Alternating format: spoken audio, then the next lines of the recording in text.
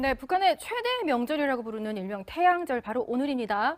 예년 같으면 대대적인 열병식 그리고 군사적 위협 많이 있었을 것 같고 또 과거에는 그런 전철 밟아왔는데요. 오늘은 조용합니다. 김정우 실장님, 그 이유가 궁금한데요. 어떻게 보세요? 그 이유는 김정은 위원장이 우리 대북 특사단한테 한반도 비핵화는 선대위원이다 그랬고 네. 또 정의용 실장을 통해서 미국에다가 항구적 비핵화 의지를 표명했지 않습니까? 그렇죠. 현재 물밑에서 미국과 북한 간에 이제 핵 문제 관련한 비공식 접촉도 이제 벌어지고 있습니다. 네. 예. 그렇기 때문에 현재 만약에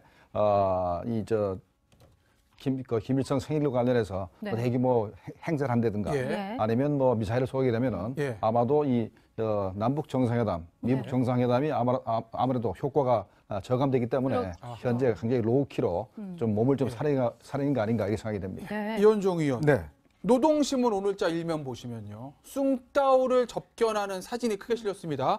지난해 11월에는 그 사실 알리지도 않았다는 거 아니겠습니까? 그렇죠. 그런데 상황이 좀 바뀌었는데 이번에 오늘자 노동신문에 일면에 저 사진을 실었다는 것. 뭘 의미하는 걸까요? 일단 이제 김정은 위원장이 아마 지난해와는 달리 중국과의 관계를 이번에 이제 북중 회담을 통해서 예. 네. 상당히 정상화시켰다라는 그런 측면들을 볼 수 있을 예. 것 같습니다. 이번에 숭타오가 이제 특사 가면서 예술단도 같이 갔지 않습니까? 다 아시겠지만 지난해 사실은 현성월이 이끄는 예술단이 중국 갔을 때 예. 이 공연 내용을 둘러싸고 갈등 때문에 바로 철수하지 않았습니까? 네. 그 이후에 북중 관계가 굉장히 악화가 됐었거든요. 예. 실제로 뭐 이렇게 특사단도 만나주지도 않고 예. 또 북한과의 관계, 중국 이 소식들은 전혀 뭐 노동신문에 실지 않았는데 예. 오늘 저렇게 이제 일면에 실었다는 것은 이제 상당히 북중 관계가 거의 정상화 단계에 들어갔다. 거의 정상화 단계. 그런 측면을 볼 수 있을 겁니다. 아마 조만간 북한 예술단도 사실 중국에 다시 갈 수도 있을 것 같아요. 예. 네. 이제 그렇다고 한다면 이 남북 북미 정상회담의 결과에 따라서 상당히 중국이 좀 든든한 예. 뒷배가 되어주는 거 아니겠는가 그렇게 좀 해석할 수 있을 네. 것 같습니다. 한때 얼어붙었던 북중 관계가 이렇게 또 화기애애해진다는 그런 진단 주셨는데요. 근데 말입니다. 이설주가 또 다른 존칭을 얻었다면서 이건 또 무슨 얘기인가요? 네, 그렇습니다. 이 존경하는 리설주 여사께서 뭐 누구누구와 함께 어떤 공연을 봤다. 존경하는요? 네. 그러니까 이제 제가 존경한다는 게 아니고 네. 이 북한 방송에서 이제 그렇게 표현을 했다는 건데 예. 지금까지는 이제 김정은 위원장에 대한 어떤 극존칭만을 썼었는데 그렇죠. 왜 이설주에 대해서도 존경하는 리설주 여사라고 했을까? 예. 네. 이거에 대해서 좀 의아함을 좀 자아내고 있거든요. 예. 그런데 아무래도 생각해 보면 이제 남북 정상회담이라든지 예. 북미 정상회담을 앞두고 있기 때문에 예. 그러니까 퍼스트 레이디로서의 뭔가 역할이 좀 필요한 시점이 좀 다가오고 있지 않습니까? 예. 그러다 보니까 리설주 여사에 대해서도 약간 존경하는이라는 이 극존칭을 사용하면서 김정은 위원장과 약간 동격이다. 이런 것을 좀 과시하려고 하는 게 아닌가 싶습니다. 네네. 이게 존경하는 여사라고 현재 표현을 했는데 네. 아마도 이게 정식화될 가능성이 있습니다. 앞으로는 리설주를 표현할 때는 항상 존경하는 리설주 여사가 될 가능성이 있고 김정은은 경애하는 최고 영도자 김정은 예. 동지로 정식화된 게 네. 얼마 안 일성이 됐습니다. 아니고, 예. 예. 한 2년밖에 안 됐습니다. 이렇게 정식화 시켜놓고 예. 아마도 앞으로는 계속해서 존경하는 여사라는 표현이 계속 나올 가능성이 있습니다. 예. 존경하는이라는 표현은 뭐 마음속에서 우러나와야 존경하는이라는 표현이 또 그 의미를 바라지 않을까 이런 생각도 드는데요. 글쎄요, 북한 주민들은 어떻게 생각할지 궁금합니다. 그런데 말입니다. 북한에서 또 상당 기간 직접 취재를 했고 김정은을 지근거리에서 봤던 초대 AP 지국장은 저희에게 이런 진단을 내놓더군요. 직접 들어봤습니다. 함께 들어보시죠. Even if he, as a European educated young man, might want the economy to open up, he recognizes that that would mean a certain loss of control over the people. And the North Koreans have told me repeatedly that the Chinese style of reform has meant a loss of control by the party in China. So they see that, and they don't look at that as an exact. 네, 진리 전 AP 평양 지국장은 이렇게 얘기를 하는 거잖아요. 내가 직접 들었는데, 그러니까 저희는 지난주에 등쇼평 같은 그런 어떤 개혁 개방을 김정은이 하려는 거 아니냐 이런 궁금증들을 저희가 이제 진단을 했는데요. 상당히 냉정하게 아니다. 왜냐하면 내가 직접 들었는데 어떤 국민들, 주민들에 대한 어떤 컨트롤을 그렇게 잃어버리지 않을 것이다. 중국식 원치 않는다고 직접 나한테 얘기하더라. 이런 진단을 내놓습니다. 어떻게 보셨어요? 그냥 이제 두고 봐야 되겠죠. 네. 저도 이 프로그램에서 몇 주 전에 구글의 CEO가 편히 네. 있을 때 김정은이 만나지 않은 것을 지적하면서 아직 등소평 스타일의 개혁 개방을 할 준비라든지 이런 게 돼 있지 않았다 이런 지적을 한 적이 있는데 또 다른 네. 분들은 결국에는 김정은 위원장도 그 평생 가난한 나라의 그 수장으로 살기 싫으니까 네. 그 병진 정책의 하나인 경제 발전을 인민에게 약속하고 그것을 주면서 다시는 인민들이 허리띠를 졸라매지 않겠다는 네. 약속을 지키고 싶은 마음도 분명히 있을 것입니다. 이 문제에 대한 대답은 김정은 위원장만이 할 수 있고 그것의 이제 결정타가 아무래도 이번에 북한 비핵화에 대해서 미국과 어떤 타협이 이루어지느냐에 따라서도 영향을 받겠죠. 한 가지 소개시켜드리고 싶은 네. 사람이 있습니다. 짐 로저스라고 아시죠? 네. 예, 조지 서로스와 같이 퀀텀 펀드를 그렇죠. 운영해가지고 정말 억만장자 이상이 된 분인데 이분이 한국에 오셔서 대한민국을 질타하면서 젊은이의 대부분이 공무원이 되고 싶어하는 사회는 미래가 없다. 네. 이런 얘기를 한 것으로 유명하지만 또 한편으로 몇 년 전부터 나는 북한한테 올인하겠다 이런 얘기를 했습니다. 네. 그러니까 지금 나눠져 있습니다. 투자 이제 세계에서도 북한이 이제 다이아몬드 탄광이다 이런 사람도 있고 제2의 중국이다. 또 다른 쪽에서는 아직 리더십이 준비가 안 됐다. 그런 배짱이 없기 때문에 국제사회가 어떤 체제 안전 보장과 경제적 지원을 하느냐에 따라서 조금 바뀔 수도 있지만 아직은 아닌 것 같다. 이렇게 나눠져 있기 때문에 5월 말 6월 초에 이제 북미 정상회담이 있고 그 다음에 어떤 식으로든지 좀 정리가 된다면 그때 좀 더 확실한 대답을 저희가 할 수 있겠습니다. 네. 제가 조금만 추가하자면 과거 이제 김정일 시대에 이런 말이 있었습니다. 북한은 개혁 개방을 해도 망하고 하지 않아도 망하고 그랬다 얘기가 있었습니다. 딜레마가 있을 것 또 같아요. 이제 비핵화도 마찬가지인데 만약에 김정은이 정말로 핵을 다 포기하면 그래도 망하고 근데 비핵화를 하지 않아도 망한다는 소리가 있어요. 근데 과연 어떻게 될지는 알 수가 없는데 바로 이제 그 김정은이 비핵화 할 거냐 부분인데 재미있는 것은 지난 김정은 집권 이후에 그게 바로 이제 이명박 박근혜 정부하고 연결돼 있었습니다. 그 기간이었거든요. 그래서 그동안에 북한에 대해서 교류 협력을 차단해서 뭐 준 게 없습니다. 그래서 할 수 없이 장마당을 풀어놨더니까 개혁 개방이 저절로 이루어졌거든요. 그래서 굉장히 활성화되어 있는 상태입니다. 그렇군요. 그럼 결국 김정은은 북한식 개혁 개방에 대해서 어떤 보관을 가지고 있는 걸까요? 김정은의 실제 모습은 어떠한지 진리 전 AP 지국장이 이렇게 얘기합니다. 잠시 들어보시죠. But your personal impression of him when you watched him closely, is it really the person that he portrays himself to be? And seeing him interact, seeing him live, I did see his growing sense of confidence. But he even from the very beginning was a very confident man. 그 직접 몇 차례 봤다는 거예요. 그 현장에서 김정은 이제 북한 지도자를 20대 중반에 처음 봤고 6년 동안 이 직접 관찰할 기회가 있었는데 진리 전 지국장 얘기는 굉장히 자신감이 넘쳐 보였다. 그러니까 어떤 이미지가 아니라 본인 자신이 굉장히 큰 자신감을 가지고 있고 그렇게 어떻게 보면 자라온 것 같더라 이런 얘기를 내놓는 거 아닙니까? 그러면 현실과 선전선동전에서 보여지는 김정은의 모습은 거의 일치한다 뭐 이렇게 봐야 되는 건가요? 아마도 속마음은 안 그럴 겁니다. 그래요? 아주 고민스럽고 또 이 양반이 술도 많이 마시고 알코올 의존증이 생긴 것도 밖으로 이제 선전선동할 때 남들 앞에서 자신감 넘치는 모습을 보여주지만 뒤에 가서는 굉장히 고민스럽고 자기가 항상 최종 결정을 내려야 되기 때문에 고민스러울 겁니다. 아까도 얘기했지만 비핵화를 안 하면은 잘못하면 미국의 제재나 군사 공격에서 망할 수가 있고 비핵화를 완전히 하게 되면은 군부나 북한 주민들의 반발 때문에 망할 수도 있기 때문에 굉장히 고민스러운 부분도 있고 그다음에 아까 개혁개방 문제인데 사실 북한 주민들도 알지요. 중국이 얼마나 가난한 나라이기 때문에 북한 주민들이 옛날에는 중국 친척을 도와줬어요. 근데 개혁개방 이후엔 뒤집어져 가지고 북한 주민들이 중국 사람들이 중국의 친척들이 북한 주민들을 정말 불쌍해서 안 도와줄 수가 없는 그런 상태가 되어버렸거든요. 북한 주민들 다 압니다. 개방하면 잘 사는 줄을. 그런데 현재 체제가 무너질까 못하는 거 아닙니까? 이런 모든 문제의 책임을 김정은이 져야 되니까 남들 앞에서 언론 앞에서는 정말로 자신감 넘치는 모습을 보이지만 그래 보여요. 속마음은 굉장히 갈등 속에서 고통 속에서 살 겁니다.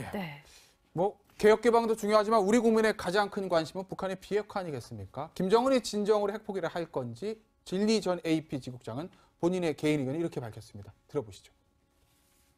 Already, but do you think Kim Jong-un is actually genuine about giving up his nuclear? No, it means is that they're willing to discuss a deal or a plan on denuclearization, it doesn't mean just the denuclearization of North Korea's program, but the denuclearization of the U.S. program in the region. So I think we 자, 봉영식 박사. 단정적으로 이제 진리 전 지국장 얘기를 합니다. 핵포기 안 예. 할 거다. 오히려 미국의 어떤 지역 내 비핵화도 함께 요구할 거다는 얘기를 하는데요. 예. 제가 이제 국제정치학 교수가 이제 처음 됐을 때 그 선배 또 스승 교수님께서 이런 얘기를 했습니다. 절대 단언을 하지 말아라. 아, 절대 단언하지 말아라. 네. 중요한 이슈에 대해서는 네. 굉장히 장기적인 안목으로만 예. 얘기해야지 나중에 누가 기억을 하더라도 아 그거는 급변하는 국제 정체 속에서 변한 것이다 이렇게 변명을 할 수 예, 예. 있다 이랬습니다. 네. 그래서 저도 말씀드리기가 좀 곤란합니다만 예. 북핵 비핵화가 아닌 지역 내 미국의 비핵화도 함께 요구할 것입니다. 예. 당연한 거 아닙니까? 이건 네. 협상 테이블에서 예. 북한은 북한의 요구를 이제 맥시멈으로 요구할 거고 예. 트럼프 행정부는 그 나름대로 또 가장 강한 요구를 할 거고 예. 그 접합점을 찾기 위해서 맞는 것이기 때문에 이것을 북한이 안 한다는 게 오히려 이상하죠. 네. 오히려요. 한 다음에 미국이 이것을 어떻게 받느냐 안 받느냐 그 다음 단계를 넘어가고 하는 것이 예. 이제 협상의 순서이기 때문에 당연히 이제 북한의 비핵화만이 아니라 예. 한반도 전체의 비핵화를 할 것이고 예. 또 북핵을 포기하는 것이 아니라 동결을 하겠다 이런 것이 이제 첫 수순이 될 것입니다. 예. 그것을 네. 미국이 받아들일 확률은 적은 것이고 또 이 두 가지가 결코 완전히 상쇄되는 것은 아닙니다. 북한이 먼저 비핵화 그 단계를 밟고 나중에 가서는 이제 북한이 원하고 또 문재인 정부에서 이야기한 항구적인 평화 체제를 예. 구축하는 그 차원에서 정말 한반도의 전체 비핵화가 자연스럽게도 이루어질 수 있는 것이거든요. 근데 이제 저희가 우려하는 것은 너무 이 대화와 협상의 모멘텀을 유지하기 위해서 예. 이 출구에 놔둬야 될 한반도 비핵화를 입구에서 북한이 요구한다고 해서 우리가 받으면은 정말 제일 중요한 입구, 북한이 먼저 진정성 있고 증명할 수 있는 비핵화 수순과 그 행동을 밟아야 되는데 네. 예. 그 모멘텀이 없어지는 것이죠. 예. 그렇습니다. 뭐 진리 지국장 같은 경우에는 조심스러운 낙관론도 함께 폈는데요. 아까 방금 말씀 주셨듯이 어떤 단언 없이 또 이 상황을 잘 지켜봐야 되겠죠. 이번 남북 정상회담에 대해서도 또 북미 정상회담에 대해서도 궁금한 게 참 많은데요. 이 코앞으로 다가오지 않았습니까? 근데 생각지도 못한 시리아 번수가 터졌습니다. 이 코피 작전을 연상케 하는 시리아에 대한 미국의 정밀 타격, 지켜보는 김정은의 속내, 그리고 정상회담 계산법을 좀 집중적으로 진단해 보고자 하는데요. 일단 현재까지 상당히 좀 긴박하게 물밑에서는 움직이는 것 같은 느낌이 나와요. 벌써 공식적인 로고가 또 나왔고요. 오늘 같은 경우에는 어느 정도 거의 반 이상, 어쩌면 80, 90%는 이미 다 조율을 하고 있다 이렇게 봐도 될까요? 남북 정상회담 부분에 있어서는 예. 아마도 핵 문제는 아마 선언적 수준에 그칠 겁니다. 왜 그러냐면 이게 이제 북한 비핵화 문제는 결국은 주인공은 이제 미국과 네. 북한이기 때문에 우리 정부가 할 수 있는 것은 이제 한반도 비핵화라든가 이게 네. 포괄적인 그런 표현을 하면서 거기에 노력한다든가 이런 표현밖에 더 이상 우리가 할 수 네. 없고 현재 문제는 이제 미국과 북한 간의 접촉인데 미국과 북한 간의 접촉은 현재 유엔 대표부에서 이제 이루어지는 것 같습니다. 네. 이루어지는 것 같고 그리고 이제 아직까지는 장관급에서 만난 것 같지는 않아요. 예. 신부들끼리 만나고 있고 하니까 앞으로도 아마 장관급이 만나려고 그러면 상당한 진통이 있을 것 같아요. 네. 보니까 미국에서는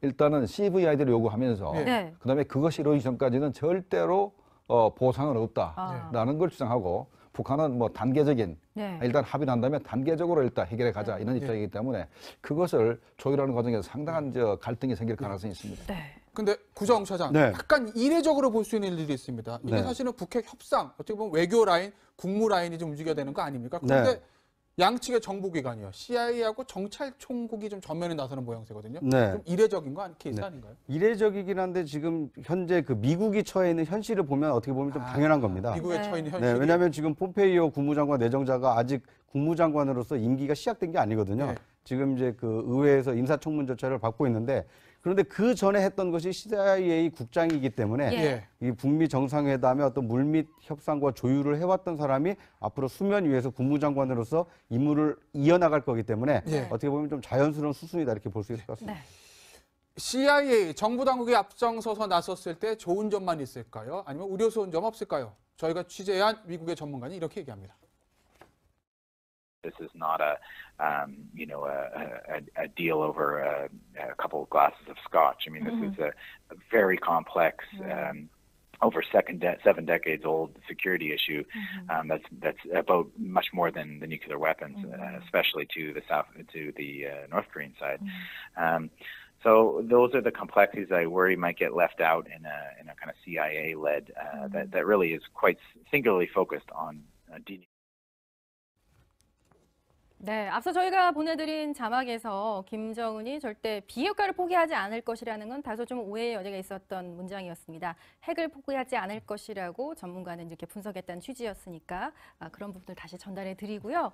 저기서 지금 방금 얘기한 전문가의 얘기를 들어보면 CIA가 이렇게 어떻게 보면 수순적으로 주도적으로 하는 것은 상황상은 자연스럽지만 좀 우려되는 부분이 있다. 왜냐하면 비핵화하면 올인할 가능성이 있지 않겠느냐. 근데 이건 70년, 80년 해묵은 너무나 많은 문제들이 있는데 그것이 조금 간과되지 않겠느냐 이런 우려도 좀 있거든요. 어떻게 보세요? 기본적으로는 대화와 협상이 이제 무력 충돌보다는 항상 더 선호되는 선택이겠죠. 그런 면에서는 CIA가 주도한다든지 아니면 국무부가 주도한다든지 아니면 백악관이 직접 나선다든지 그것이 중요한 것이 아니라 정말 실질적인 그 목표에 도달할 수 있는 그 과정이 진행 중이냐 이것이 더 중요하다고 생각합니다. 아까 이제 차장님께서 말씀하셨지만 아직 국무부 장관 인선이 이제 청문회 아직 달려 있기 때문에 그렇지만 이제 북미 정상회담은 또 준비해야 되니까요. 그런 상황을 고려해봤을 때는 꼭 부정적인 현상은 아니다. 어쨌거나 대화와 협상은 다다익선이다. 이런 차원에서 말씀드리고 싶고 특히 북한이라는 체제를 본다면 뭐 CIA 통전부 라인이 가동되고 있다고 해도 북한에 대해서 어떻게 효과적인 그런 의사 전달을 하고 협상을 할 수 있을까를 본다면은 결국에는 상대에 맞추는 것도 필요하거든요. 그러면서는 이것이 부정적이 아니라는 말씀을 좀 드리고 한 가지 좀 걱정되는 거는 조동호 국가안보전략연구소장님께서 말씀을 하셨는데 지난번에 헬싱키에서 열린 1.5 트랙 대화에 갔는데 거기서 육자회담은 죽었다고 북한 측에서 이야기하면서 거기서 자꾸 한국 측에서 물어본 질문이 트럼프 대통령이 북미 정상회담을 안 한다고 하면 어떡하냐. 한국이 좀 이걸 확실히 해달라. 북한에서 그렇게 계속 한다는 거죠? 그렇게 기사화됐는데 저는 보면서 그 1.5 트랙 회의가 3월 21일이라면은 북한이 이렇게 준비가 안 돼 있는가, 그리고 미국에 대해서 모르고 있는가, 한국한테 도와달라고 얘기할 정도면은 뭔가 좀 코디네이션에서 문제가 있는 것이 아닌가 이렇게 생각을 합니다. 이현종 의원, 우리 언론에 심심치 않게 요새 CIA 얘기가 많이 나오는데 북한 전담 조직 있지 않습니까? 코리아 임무센터, 거기에 뭐 엔드르김, 한국계라 불려지는 엔드르김 얘기가 언론에 자주 보도가 되는데 광화문에 자주 나타난다는 얘기가 있습니다. 여의도와 광화문에 주로 활동하고 이거 무슨 얘기인가요? 실제로 이제 뭐 CIA 같은 경우에 이제 뭐 화이트, 블랙 요원들이 있지 않습니까? 특히 이제 뭐 미국 대사관에도 사실은 뭐 화이트 요원들이 활동하고 있고 또 이제 실제로 블랙 요원도 있기도 하고 아마 이제 최근에 남북 정상회담이 이루어지는 과정에서 CIA가 상당히 좀 정보에서 여러 가지 뭐 문제가 있었다라는 것들. 왜냐하면 김여정이 내려오는 것을 CIA가 미처 파악하지 못했다는 그런 이야기도 있어요. 그래서 일부 CIA 화이트 요원들이 교체가 됐다는 이야기도 있고 그만큼 이제 한국에서 벌어지는 일에 대해서 CIA가 조금의 정보의 어떤 차질이 있었다. 그래서 이제 지금 CIA가 요원들을 대폭 증강시키고 활동을 더 활발하게 한다는 이야기가 있거든요. 그럼 뭐냐면 사실은 이제 어떤 면에서 보면 한국 정부에 대한 신뢰 이런 것들이 상당히 예전보다는 좀 약하다는 측면도 있을 수 있고요. 왜냐하면 전체 것들을 뭐 미국이 주도권을 잡고 나가서 해야 되니까 그런 측면도 있고 실제로 이제 이런 북미와 남북의 어떤 정상회담 국면에서 지금 CIA가 전부 다 주도를 하고 있지 않습니까? 그런 측면에 봤을 때는 이 정보 역량들을 훨씬 더 강화시킬 필요가 있다. 그런 측면에 봤을 때는 사실 뭐 옛날에 스노든도 이야기했듯이 우리 한국에 대한 정보 수집도 굉장히 활발하게 하고 있지 않을까 그런 예상을 해봅니다. 한국 정부에 대한 신뢰 얘기는 우리 이현종 의원이 기획했습니다. 정리하겠습니다. 구체적인 출처를 말씀드릴 수는 없습니다만 요즘 한미 외교가 또 해서 이렇게 조심스럽게 나오는 얘기 중에 하나가 그러니까 이제 한미가 굉장히 긴밀하게 협력하고 있는 걸 전제로 하고 김정은이 왜 비핵화라는 이야기를 언급했는지 그 배경, 그 관련한 주요한 어떤 이야기들을 한국 정부만의 이야기만으로 의존할 수는 없으니 우리가 조심스럽게 또 굉장히 역동적으로 자체적인 조사를 해야 된다. 그런 게 이제 미국 정보기관에서 굉장히 분주하게 움직이는 이유라고 들었거든요. 그래서 김정은이 방중했을 때 또 중국에서 CIA와 북한 쪽 정보 당국이 접촉을 했던 것 같고 제3국에서도 지금 접촉하고 있다는 얘기가 있고요. 어떻게 보면 한미 간에도 상당히 치열한 정보전이 지금 벌어지고 있다 이렇게 볼 수밖에 없는 거죠. 그렇죠. 현재는 이제 우리가 북한과 접촉을 하고 있기 때문에 네. 현재는 우리가 절대적으로 북한 의사는 많이 알고 있습니다. 그런데 이제 만약에 북한 상황이 벌어지게 돼 있습니다. 방금 전에 김종봉 정 실장께서 도청 얘기하셨는데 여러분 기억하실 겁니다. 에드워드 스노든이라는 사람이 2015년에 NSA의 도감청 사실을 폭로했는데 그 폭로 내용 중에 우리나라와 관계된 얘기도 있습니다. 잠시 들어보시죠. They're all subject to the same kind of surveillance. I think the better question would be, is there any reason that Korea would not be subject to the same kind of surveillance? North Korean moves to prepare for drills and exercises, as we call them in the business, indications and warnings regarding military activity. That's proper and appropriate, and I think that does happen. 이현종이요. 네. 뭐 에드워드 스노든의 주장이긴 하지만 우리나라도 도청을 당한다. 동맹국 아닙니까? 그런데 우리나라 도청한다는 거예요, 미국이. 뭐 우리나라뿐이겠습니까? 네. 독일도 뭐 직접 메르켈을 다 도청했지 않습니까? 뭐 그런 게 다 드러났듯이 사실은 이제 아까 김 실장도 이야기하셨지만 이 뭐 국익을 위한 거기 때문에 뭐 충분히 한다고 생각이 들고 실제로 이제 미국도 마찬가지지만 이번에 사실은 이제 이 북미 회담의 장소를 놓고 벌어졌던 일을 보면 상당히 미국이 우리를 어떻게 생각하는가를 이제 보여주는데 왜냐하면 지금 우리 정부 같은 경우는 북미 회담을 사실은 이제 판문점 아니면 제주도에서 열기를 굉장히 희망을 했어요. 근데 뭐 미국은 애초부터 우리는 이쪽에서는 열지 않겠다는 게 확고하다고 합니다. 그 이유가 뭐냐면 이 북미 회담은 북한과 우리가 하는 것이지 한국이 여기에 관여될 끼어들지 못한다. 그런 측면이 옛날 제네바 협상 마찬가지예요. 그래서 이제 항상 삼국을 이제 이야기를 했던 것이거든요. 그러니까 지금 보면 북미 회담 장소를 놓고 벌어지는 이것도 보면 실제로 왜냐하면 이제 이건 완전 순전히 미국과 북한 간의 문제거든요. 만약 그걸 장소를 한국에서 한다면 한국이 내용을 대충 다 알지 않겠습니까? 이제 그 우리도 뭐 당연히 뭔가 조치를 취하겠죠. 그렇기 때문에 미국 입장에서 보면 절대 한국에서 하지 않겠다. 이런 입장이 확고한 것 같습니다. 저는 그런 얘기도 들었습니다. 미국 행정부 일각에서는 이런 표현을 썼다고 해요. 남녀가 만나는데 중매장이가 가까이 옆에 있으면 그것이 만남이 제대로 성사가 되느냐. 또 판문점 같은 경우에는 도끼만행 사태가 있는 굉장히 미국에게는 악몽과 같은 장소다. 그래서 그런 부분들에 대한 조금 어떤 좀 곤란함, 곤혹스러움을 표명했다고 하는데요. 북미 회담 장소가 주목받는 이유는 세계 회담이기도 하지만 그 장소가 갖고 있는 여러 가지 의미 때문이겠죠. 주목받고 있는 한 곳이 있습니다. 그곳에 대한 전문가의 분석 한번 들어보시죠. I mean, Mongolia has had a history, not only obviously with a relationship with North Korea, but also very much actively wants to play the role of interlocutor, has played that role between Japan and North Korea on a 지금 조나탄 밀러 연구원의 분석에 따르면 물론 싱가포르도 있고 태국도 있고 다른 3국이 언급이 되는 물망에 올라 있습니다만 이 몽고에 대해서 다들 많이 주목하는 이유가 과거에 납북자 문제에 대해서도 일본과 북한이 몽고에서 접촉한 그 기록이 있기 때문에 조금 이 부분을 예의주시하는 목소리가 적지 않습니다. 그리고 이제 북한 입장에서는 아무래도 그 김정은 위원장의 이제 신변보 그런 보안 그다음에 의전 이런 문제도 조금 용이하게 수행할 수 있는 장소가 좋겠죠. 너무 멀다 보면은 이제 북한에서 그러면서 여러 가지 애로사항이 발생하기 때문에 그렇지만 말씀하신 대로 미국도 그렇고 북한도 그 대한민국은 꺼려하고 있기 때문에 자연스럽게 좀 그 너무 중국의 입장에 치우치지도 않고 한국이 아니고 또 너무 미국에 치우치지도 않는 장소가 아무래도 좀 매력적인 선택지로 떠오르는 것 같습니다. 이 몽골의 경우에는 이 세기의 회담을 유치하기 위한 그 유치전에 나선 모습인데요. 이 대통령 비서실장이 주몽골 북한 대사하고 미국 대사 대리를 직접 불러서 여기에서 북미 회담을 하는 게 어떻겠느냐 이렇게 제안을 구체적으로 하겠다고 합니다. 몽골 쪽에서. 네, 근데 그 명분도 상당히 좀 있습니다. 왜냐하면 몽골의 경우에는 이 1992년에 독자적으로 이 비핵 선언을 했다고 합니다.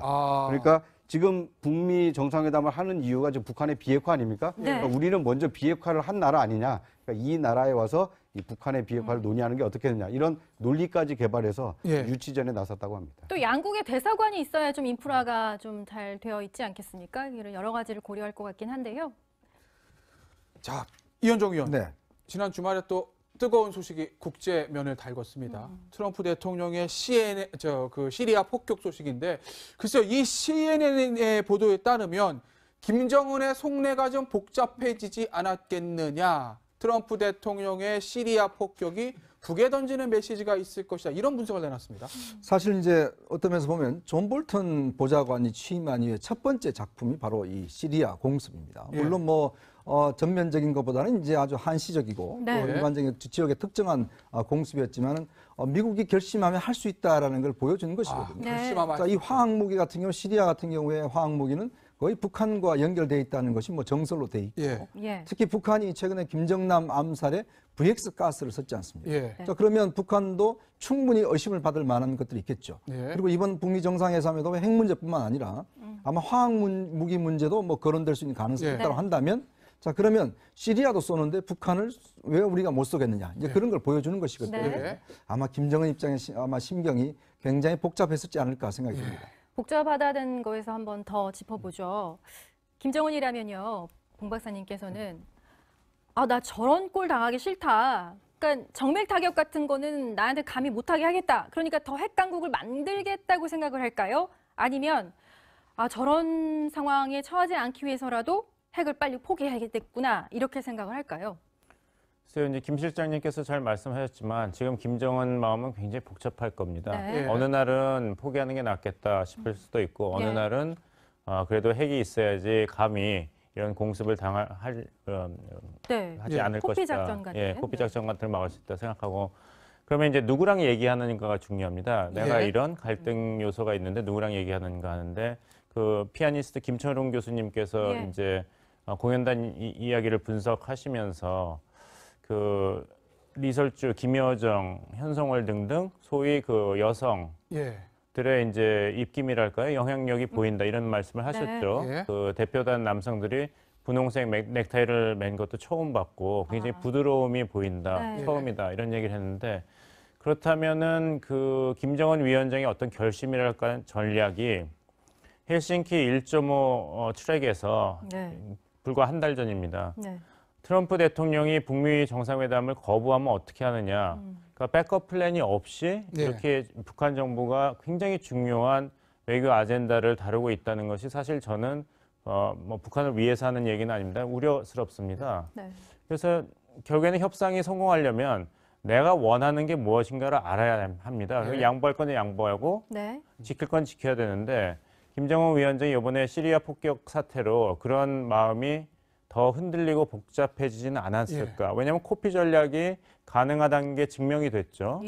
그다음에 핵 문제뿐만 아니라 이제 대량 살상 무기, 화학 무기도 북한이 가지고 있거든요. 그 화학 무기 금지조약 비가입국 세 나라 중에 하나니까요. 이집트와 남수단. 그러고 보면은 이제 시리아의 그 아사드 정부가 당한 것을 미국이 국제사회의 공감대를 끌어내면서 얼마든지 할 수 있기 때문에 또 핵무기에 대해서 어떤 타결이 있더라도 화학무기는 어떻게 할 것이냐. 또 새로 협상 테이블에 새로운 요구를 올려놓을 수 있기 때문에 아무래도 북한에서는 다시 한번 그 북미 정상회담의 이제 수순이랄까 이런 거를 점검하는 계기가 됐다고 생각합니다. 뭐 이쯤에 저희가 미국의 움직임 한번 짚어봐야 될 텐데요. 미국은 과연 북한의 비핵화 움직임에 대해서 어떻게 생각하고 있는지 폼페이오 국무장관 지명자의 청문회 잠시 보시면 그 답이 있습니다. 들어보시죠. Senator, the historic analysis there is not optimistic. That is, it is almost a talisman that there is not enough coercion there. Before we provide rewards, we get the outcome permanently, irreversibly, that it is that we hope to achieve. It is a 되돌릴 수 없는 비핵화가 없다면 거기에 대한 보상도 없다는 미국의 기류는 여전한 것 같습니다. 그렇기 때문에 북한도 또 우리의 움직임도 굉장히 분주할 수밖에 없는데요. 오늘 청와대가 우리의 회담 슬로건을 공개했습니다. 평화, 새로운 시작인데요. 진정한 평화와 새로운 시작을 위해서는 김정은 북한 지도자의 전격적인 결단이 필요해 보입니다. 오늘 말씀 김정봉 실장님 그리고 봉 박사님 감사드립니다. 있는데 또 다른 네. 분들은 결국에는 김정은 위원장도 그 평생 가난한 나라의 그 수장으로 살기 싫으니까 네. 그 병진 정책의 하나인 경제 발전을 인민에게 약속하고 그것을 주면서 다시는 인민들이 허리띠를 졸라매지 않겠다는 네. 약속을 지키고 싶은 마음도 분명히 있을 것입니다. 이 문제에 대한 대답은 김정은 위원장만이 할 수 있고 그것의 이제 결정타가 아무래도 이번에 북한 비핵화에 대해서 미국과 어떤 타협이 이루어지느냐에 따라서도 영향을 받겠죠. 한 가지 소개시켜드리고 싶은 네. 사람이 있습니다. 짐 로저스라고 아시죠? 네. 예, 조지 서로스와 같이 퀀텀 펀드를 그렇죠. 운영해가지고 정말 억만장자 이상이 된 분인데 이분이 한국에 오셔서 대한민국을 질타하면서 젊은이의 대부분이 공무원이 되고 싶어하는 사회는 미래가 없다. 네. 이런 얘기를 한 것으로 유명하지만 또 한편으로는 몇 년 전부터 나는 북한한테 올인하겠다 이런 얘기를 했습니다. 네. 그러니까 지금 나눠져 있습니다. 투자 이제 세계에서도 북한이 이제 다이아몬드 탄광이다 이런 사람도 있고 제2의 중국이다. 또 다른 쪽에서는 아직 리더십이 준비가 안 됐다. 그런 배짱이 없기 때문에 국제사회가 어떤 체제 안전 보장과 경제적 지원을 하느냐에 따라서 조금 바뀔 수도 있지만 아직은 아닌 것 같다. 이렇게 나눠져 있기 때문에 5월 말 6월 초에 이제 북미 정상회담이 있고 그 다음에 어떤 식으로든지 좀 정리가 된다면 그때 좀 더 확실한 대답을 저희가 할 수 있겠습니다. 네. 제가 조금만 추가하자면 과거 이제 김정일 시대에 이런 말이 있었습니다. 북한은 개혁 개방을 해도 망하고 하지 않아도 망하고 그랬다는 얘기가 있었습니다. 딜레마가 있을 것 또 같아요. 이제 비핵화도 마찬가지인데 만약에 김정은이 정말로 핵을 다 포기하면 그래도 망하고 근데 비핵화를 하지 않아도 망한다는 소리가 있어요. 근데 과연 어떻게 될지는 알 수가 없는데 바로 이제 그 김정은이 비핵화 할 거냐 부분인데 재미있는 것은 지난 김정은 집권 이후에 그게 바로 이제 이명박 박근혜 정부하고 연결돼 있었습니다. 그 기간이었거든요. 그래서 그동안에 북한에 대해서 교류 협력을 차단해서 뭐 준 게 없습니다. 그래서 할 수 없이 장마당을 풀어놨더니까 개혁 개방이 저절로 이루어졌거든요. 그래서 굉장히 활성화되어 있는 상태입니다. 그렇군요. 그럼 결국 김정은은 북한식 개혁 개방에 대해서 어떤 보관을 가지고 있는 걸까요? 김정은의 실제 모습은 어떠한지 진리 전 AP 지국장이 이렇게 얘기합니다. 잠시 들어보시죠. But your personal impression of him when you watched him closely, is it really the person that he portrays himself to be? And seeing him interact, seeing him live, I did see his growing sense of confidence. But he even from the very beginning was a very confident man. 그 직접 몇 차례 봤다는 거예요. 그 현장에서 김정은 이제 북한 지도자를 20대 중반에 처음 봤고 6년 동안 이 직접 관찰할 기회가 있었는데 진리 전 지국장 얘기는 굉장히 자신감이 넘쳐 보였다. 그러니까 어떤 이미지가 아니라 본인 자신이 굉장히 큰 자신감을 가지고 있고 그렇게 어떻게 보면 자라온 것 같더라 이런 얘기를 내놓는 거 아닙니까? 그러면 현실과 선전선동전에서 보여지는 김정은의 모습은 거의 일치한다 뭐 이렇게 봐야 되는 건가요? 아마도 속마음은 안 그럴 겁니다. 그래요? 아주 고민스럽고 또 이 양반이 술도 많이 마시고 알코올 의존증이 생긴 것도 밖으로 이제 선전선동할 때 남들 앞에서 자신감 넘치는 모습을 보여주지만 뒤에 가서는 굉장히 고민스럽고 자기가 항상 최종 결정을 내려야 되기 때문에 고민스러울 겁니다. 아까도 얘기했지만 비핵화를 안 하면은 잘못하면 미국의 제재나 군사 공격에서 망할 수가 있고 비핵화를 완전히 하게 되면은 군부나 북한 주민들의 반발 때문에 망할 수도 있기 때문에 굉장히 고민스러운 부분도 있고 그다음에 아까 개혁개방 문제인데 사실 북한 주민들도 알지요. 중국이 얼마나 가난한 나라이기 때문에 북한 주민들이 옛날에는 중국 친척을 도와줬어요. 근데 개혁개방 이후엔 뒤집어져 가지고 북한 주민들이 중국 사람들이 중국의 친척들이 북한 주민들을 정말 불쌍해서 안 도와줄 수가 없는 그런 상태가 되어버렸거든요. 북한 주민들 다 압니다. 개방하면 잘 사는 줄을. 그런데 현재 체제가 무너질까 못하는 거 아닙니까? 이런 모든 문제의 책임을 김정은이 져야 되니까 남들 앞에서 언론 앞에서는 정말로 자신감 넘치는 모습을 보이지만 그래 보여요. 속마음은 굉장히 갈등 속에서 고통 속에서 살 겁니다. 뭐 개혁 개방도 중요하지만 우리 국민의 가장 큰 관심은 북한의 비핵화 아니겠습니까? 김정은이 진정으로 핵포기를 할 건지 진리 전 AP 지국장은 본인의 개인 의견을 이렇게 밝혔습니다. 들어보시죠. Already, but do you think Kim Jong-un is actually genuine about giving up his nuclear? No, it means is that they're willing to discuss a deal or a plan on denuclearization It doesn't mean just the denuclearization of North Korea's program, but the denuclearization of the 치열한 정보전이 지금 벌어지고 있다 이렇게 볼 수밖에 없는 거죠. 그렇죠. 현재는 이제 우리가 북한과 접촉을 하고 있기 때문에 네. 현재는 우리가 절대적으로 북한 의사는 많이 알고 있습니다. 그런데 이제 만약에 북한 상황이 벌어지게 돼 있습니다. 방금 전에 김종봉 정실장께서 도청 얘기하셨는데 여러분 기억하실 겁니다. 에드워드 스노든이라는 사람이 2015년에 NSA의 도감청 사실을 폭로했는데 그 폭로 내용 중에 우리나라와 관계된 얘기도 있습니다. 잠시 들어보시죠. They're all subject to the same kind of surveillance. I think the better question would be, is there any reason that Korea would not be subject to the same kind of surveillance? North Korean moves to prepare for drills and exercises, as we call them in the business, indications and warnings regarding military activity. That's proper and appropriate, and I think that does happen. 이현종이요. 네. 뭐 에드워드 스노든의 주장이긴 하지만 우리나라도 도청을 당한다. 동맹국 아닙니까? 그런데 우리나라 도청한다는 거예요, 미국이. 뭐 우리나라뿐이겠습니까? 네. 독일도 뭐 직접 메르켈을 다 도청했지 않습니까? 뭐 그런 게 다 드러났듯이 사실은 이제 아까 김 실장도 이야기하셨지만 이 뭐 국익을 위한 거기 때문에 뭐 충분히 한다고 생각이 들고 실제로 이제 미국도 마찬가지지만 이번에 사실은 이제 이 북미 회담의 장소를 놓고 벌어졌던 일을 보면 상당히 미국이 우리를 어떻게 생각하는가를 이제 보여주는데 왜냐하면 지금 우리 정부 같은 경우는 북미 회담을 사실은 이제 판문점 아니면 제주도에서 열기를 굉장히 희망을 했어요. 근데 뭐 미국은 애초부터 우리는 이쪽에서는 열지 않겠다는 게 확고하다고 합니다. 그 이유가 뭐냐면 이 북미 회담은 북한과 우리가 하는 것이지 한국이 여기에 관여될 끼어들지 못한다.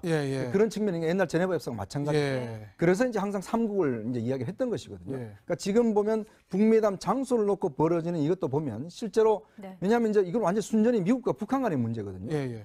만약 그걸 장소를 한국에서 한다면 한국이 내용을 대충 다 알지 않겠습니까? 이제 그 우리도 뭐 당연히 뭔가 조치를 취하겠죠. 그렇기 때문에 미국 입장에서 보면 절대 한국에서 하지 않겠다. 이런 입장이 확고한 것 같습니다. 저는 그런 얘기도 들었습니다. 미국 행정부 일각에서는 이런 표현을 썼다고 해요. 남녀가 만났는데 중매장이가 가까이 옆에 있으면 그것이 만남이 제대로 성사가 되느냐. 또 판문점 같은 경우에는 도끼만행 사태가 있는 굉장히 미국에게는 악몽과 같은 장소다. 그래서 그런 부분들에 대한 조금 어떤 좀 곤란함, 곤혹스러움을 표명했다고 하는데요. 북미 회담 장소가 주목받는 이유는 세계 회담이기도 하지만 그 장소가 갖고 있는 여러 가지 의미 때문이겠죠. 주목받고 있는 한 곳이 있습니다. 그곳에 대한 전문가의 분석 한번 들어보시죠. I mean, Mongolia has had a history, not only obviously with a relationship with North Korea, but also very much actively wants to play the role of interlocutor, has played that role between Japan and North Korea on a 지금 조나단 밀러 연구원의 분석에 따르면 물론 싱가포르도 있고 태국도 있고 다른 3국이 언급이 되는 물망에 올라 있습니다만 이 몽고에 대해서 다들 많이 주목하는 이유가 과거에 납북자 문제에 대해서도 일본과 북한이 몽고에서 접촉한 그 기록이 있기 때문에 조금 이 부분을 예의주시하는 목소리가 적지 않습니다. 그리고 이제 북한 입장에서는 아무래도 그 김정은 위원장의 이제 신변보 그런 보안 그다음에 의전 이런 문제도 조금 용이하게 수행할 수 있는 장소가 좋겠죠. 너무 먼다 보면은 이제 북한에서 그러면서 여러 가지 애로사항이 발생하기 때문에 그렇지만 말씀하신 대로 미국도 그렇고 북한도 그 대한민국은 꺼려하고 있기 때문에 자연스럽게 좀 그 너무 중국의 입장에 치우치지도 않고 한국이 아니고 또 너무 미국에 치우치지도 않는 장소가 아무래도 좀 매력적인 선택지로 떠오르는 것 같습니다. 이 몽골의 경우에는 이 세기의 회담을 유치하기 위한 그 유치전에 나선 모습인데요. 이 대통령 비서실장이 주몽골 북한 대사하고 미국 대사 대리를 직접 불러서 여기에서 북미 회담을 하는 게 어떻겠느냐 이렇게 제안을 구체적으로 하겠다고 합니다. 몽골 쪽에서. 네, 근데 그 명분도 상당히 좀 있습니다. 왜냐하면 몽골의 경우에는 이 1992년에 독자적으로 이 비핵 선언을 했다고 합니다. 그러니까 지금 북미 정상회담을 하는 이유가 지금 북한의 비핵화 아닙니까? 그러니까 우리는 먼저 비핵화를 한 나라 아니냐? 그러니까 이 나라에 와서 이 북한의 비핵화를 논의하는 게 어떻게 되냐 이런 논리까지 개발해서 유치전에 나섰다고 합니다. 또 양국의 대사관이 있어야 좀 인프라가 좀 잘 되어 있지 않겠습니까? 이런 여러 가지를 고려할 것 같긴 한데요. 자, 이현종 의원. 지난 주말에 또 뜨거운 소식이 국제면을 달궜습니다. 트럼프 대통령의 시리아 폭격 소식인데 글쎄요, 이 CNN의 보도에 따르면 김정은의 속내가 좀 복잡해지지 않았겠느냐. 트럼프 대통령의 시리아 폭격이 북에 던진 seven decades old security issue that's about much more than the nuclear weapons, especially to the North Korean side. So those are the complexities I worry might get left out in a kind of CIA-led that really is quite singularly focused on 네, 앞서 저희가 보내드린 자막에서 김정은이 절대 비핵화를 포기하지 않을 것이라는 건 다소 좀 오해의 여지가 있었던 문장이었습니다. 핵을 포기하지 않을 것이라고 전문가는 이렇게 분석했다는 취지였으니까 그런 부분들 다시 전달해 드리고요. 저기서 지금 방금 얘기한 전문가의 얘기를 들어보면 CIA가 이렇게 어떻게 보면 수순적으로 주도적으로 하는 것은 상황상은 자연스럽지만 좀 우려되는 부분이 있다. 왜냐하면 비핵화하면 올인할 가능성이 있지 않겠느냐. 근데 이건 70년, 80년 해묵은 너무나 많은 문제들이 있는데 그것이 조금 간과되지 않겠느냐 이런 우려도 좀 있거든요. 어떻게 보세요? 기본적으로는 대화와 협상이 이제 무력 충돌보다는 항상 더 선호되는 선택이겠죠. 그런 면에서는 CIA가 주도한다든지 아니면 국무부가 주도한다든지 아니면 백악관이 직접 나선다든지 그것이 중요한 것이 아니라 정말 실질적인 그 목표에 도달할 수 있는 그 과정이 진행 중이냐 이것이 더 중요하다고 생각합니다. 아까 이제 국차장님께서 말씀하셨지만 아직 국무부 장관 인선이 이제 청문회 아직 달려 있기 때문에 그렇지만 이제 북미 정상회담은 또 준비해야 되니까요. 그런 상황을 고려해봤을 때는 꼭 부정적인 현상은 아니다. 어쨌거나 대화와 협상은 다다익선이다. 이런 차원에서 말씀드리고 싶고 특히 북한이라는 체제를 본다면 뭐 CIA 통전부 라인이 가동되고 있다고 해도 북한에 대해서 어떻게 효과적인 그런 의사 전달을 하고 협상을 할 수 있을까를 본다면은 결국에는 상대에 맞추는 것도 필요하거든요. 그러면서는 이것이 부정적이 아니라는 말씀을 좀 드리고 한 가지 좀 걱정되는 거는 조동호 국가안보전략연구소장님께서 말씀을 하셨는데 지난번에 헬싱키에서 열린 1.5 트랙 대화에 갔는데 거기서 육자회담은 죽었다고 북한 측에서 이야기하면서 거기서 자꾸 한국 측에서 물어본 질문이 트럼프 대통령이 북미 정상회담을 안 한다고 하면 어떡하냐. 한국이 좀 이걸 확실히 해달라. 북한은 그렇게 계속 한다는 거죠? 그렇게 기사화됐는데 저는 보면서 그 1.5 트랙 회의가 3월 21일이라면은 북한이 이렇게 준비가 안 돼 있는가, 그리고 미국에 대해서 모르고 있는가, 한국한테 도와달라고 얘기할 정도면은 뭔가 좀 코디네이션에서 문제가 있는 것이 아닌가 이렇게 생각을 합니다. 이현종 의원, 우리 언론에 심심치 않게 요새 CIA 얘기가 많이 나오는데 북한 전담 조직 있지 않습니까? 코리아 임무센터, 거기에 뭐 앤드류김, 한국계라 불려주는 앤드류김 얘기가 언론에 자주 보도가 되는데 광화문에 자주 나타난다는 얘기가 있습니다. 여의도와 광화문에 주로 활동하고 이거 무슨 얘기인가요? 실제로 이제 뭐 CIA 같은 경우에 이제 뭐 화이트, 블랙 요원들이 있지 않습니까? 특히 이제 뭐 미국 대사관에도 사실은 뭐 화이트 요원들이 활동하고 있고 또 이제 실제로 블랙 요원도 있기도 하고 아마 이제 최근에 남북 정상회담이 이루어지는 과정에서 CIA가 상당히 좀 정보에서 여러 가지 뭐 문제가 있었다라는 것들. 왜냐하면 김여정이 내려오는 것을 CIA가 미처 파악하지 못했다는 그런 이야기도 있어요. 그래서 일부 CIA 화이트 요원들이 교체가 됐다는 이야기도 있고 그만큼 이제 한국에서 벌어지는 일에 대해서 CIA가 조금의 정보의 어떤 차질이 있었다. 그래서 이제 지금 CIA가 요원들을 대폭 증강시키고 활동을 더 활발하게 한다는 이야기가 있거든요.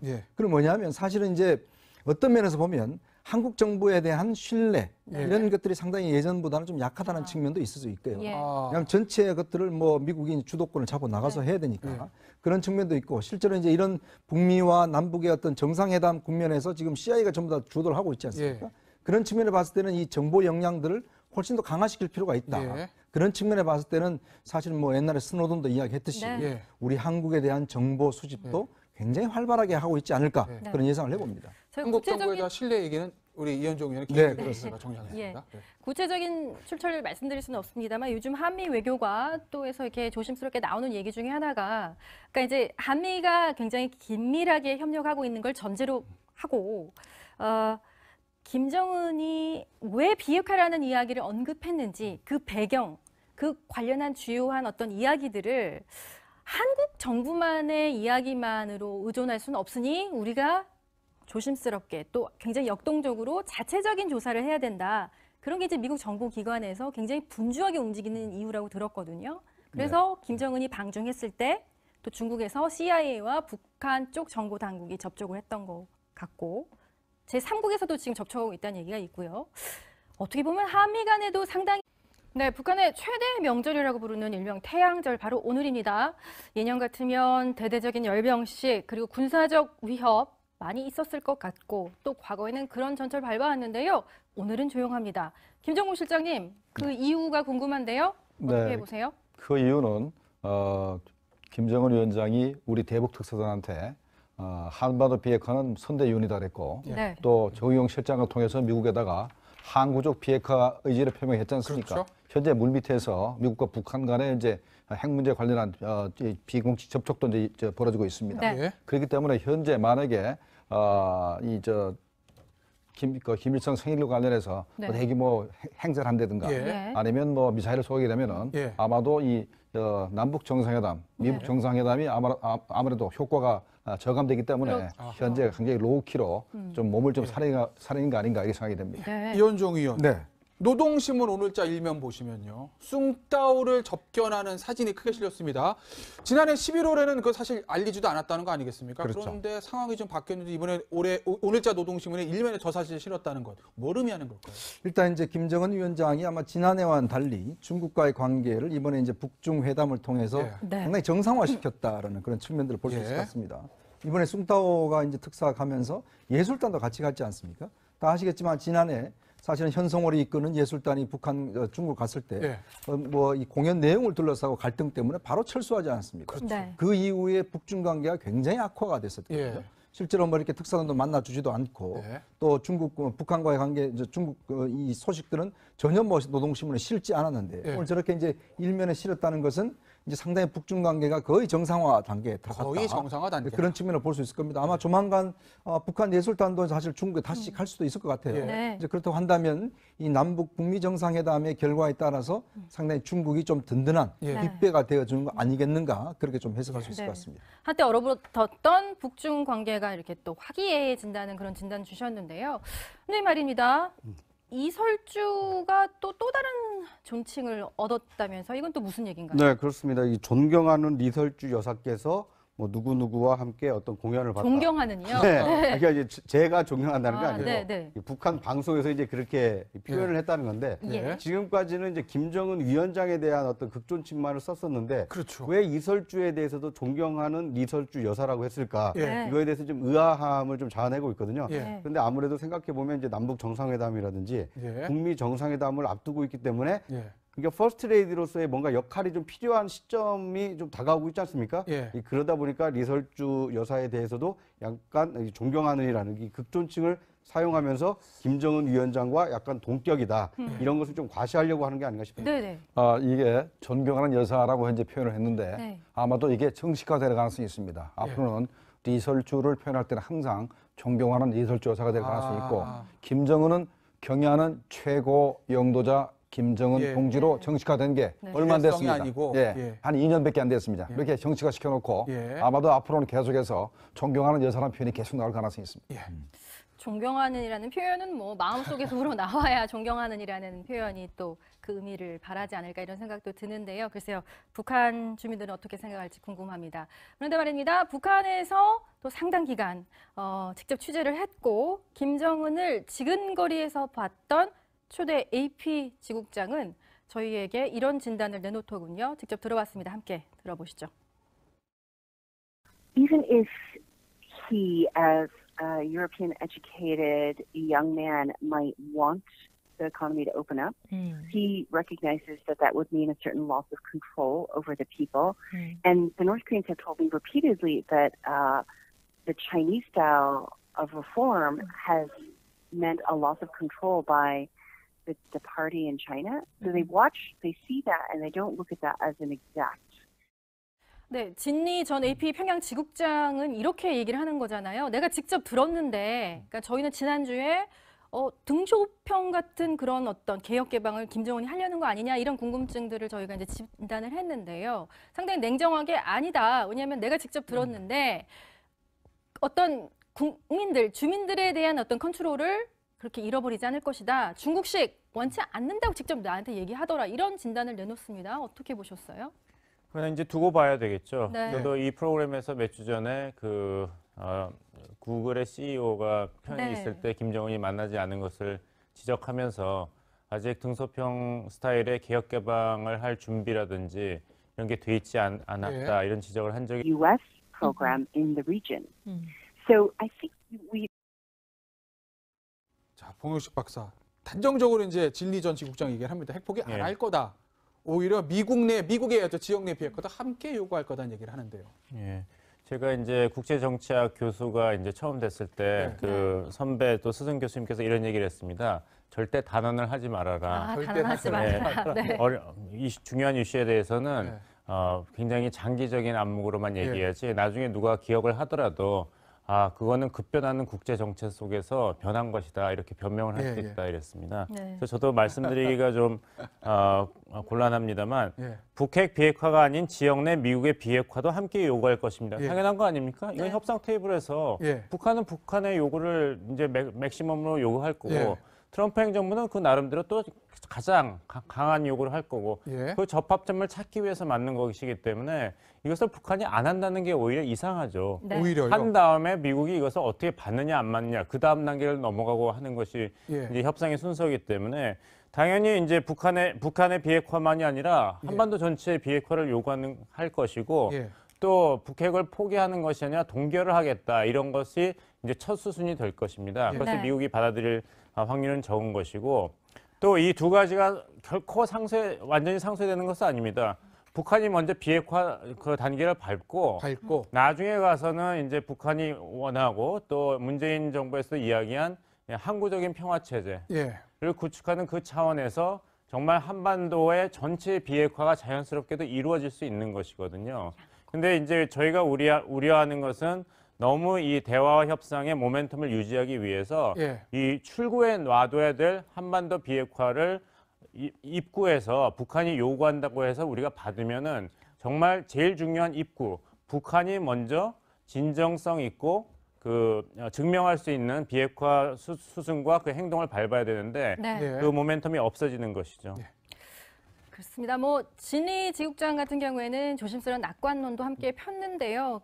아까 방금 말씀 주셨듯이 어떤 단언 없이 또 이 상황을 잘 지켜봐야 되겠죠. 이번 남북 정상회담에 대해서도 또 북미 정상회담에 대해서도 궁금한 게 참 많은데요. 코앞으로 다가오지 않았습니까? 근데 생각지도 못한 시리아 변수가 터졌습니다. 이 코피 작전을 연상케 하는 시리아에 대한 미국의 정밀 타격, 지켜보는 김정은의 속내, 그리고 정상회담 계산법을 좀 집중적으로 진단해 보고자 하는데요. 일단 현재까지 상당히 좀 긴박하게 물밑에서는 움직이는 것 같은 느낌이 나와요. 벌써 공식적으로는 공식적인 로고가 또 나왔고요. 오늘 같은 경우에는 어느 정도 거의 반 이상, 어쩌면 80, 90%는 이미 다 조율을 하고 있다 이렇게 봐도 될까요? 남북 정상회담 부분에 있어서는 아마도 핵 문제는 아마 선언적 수준에 그칠 겁니다. 왜 그러냐면 이게 이제 북한 비핵화 문제는 결국은 주인공은 이제 미국과 북한이기 때문에 우리 정부가 할 수 있는 것은 이제 한반도 비핵화라든가 이게 포괄적인 그런 표현을 하면서 거기에 노력한다든가 이런 표현밖에 더 이상 우리가 할 수 없고 현재 문제는 이제 미국과 북한 간의 접촉인데 미국과 북한 간의 접촉은 현재 유엔 대표부에서 이제 이루어지는 것 같습니다.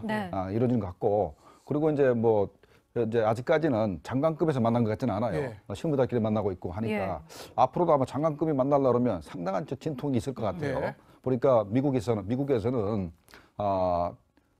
일단은 CVID를 요구하면서 그다음에 그것이 이루어지기 전까지는 절대로 보상은 없다라는 걸 주장하고 북한은 단계적인 일단 합의를 한다면 단계적으로 일단 해결해 가자 이런 입장이기 때문에 그것을 조율하는 과정에서 상당한 갈등이 생길 가능성이 있습니다. 근데 구정 차장 약간 이례적으로 볼 수 있는 일이 있습니다. 이게 사실은 북핵 협상 어떻게 보면 외교 라인, 국무 라인이 좀 움직여야 되는 거 아닙니까? 그런데 양측의 정보기관이요. CIA하고 정찰총국이 좀 전면에 나서는 모양새거든요. 네. 좀 이례적인 케이스 네. 아닌가요? 이례적이긴 한데 지금 현재 그 미국이 처해 있는 현실을 보면 어떻게 보면 좀 당연한 겁니다. 미국에 네. 처해 있는 네, 현실이. 왜냐하면 지금 폼페이오 국무장관 내정자가 아직 국무장관으로서 임기가 시작된 게 아니거든요. 네. 지금 이제 그 의회에서 인사청문 절차를 받고 있는데 그런데 그 전에 했던 것이 CIA 국장이기 때문에 예. 이 북미 정상회담의 어떤 물밑 협상과 조율을 해왔던 사람이 앞으로 수면 위에서 국무장관으로서 임무를 이어나갈 거기 때문에 예. 어떻게 보면 좀 자연스러운 수순이다 이렇게 볼 수 있을 것 같습니다. 네. CIA 정부 당국이 앞장서서 나섰을 때 좋은 점만 있을까요? 아니면 우려스러운 점 없을까요? 저희가 취재한 미국의 전문가는 이렇게 얘기합니다. This is not a deal over a couple of glasses of scotch. I mean, this is a very complex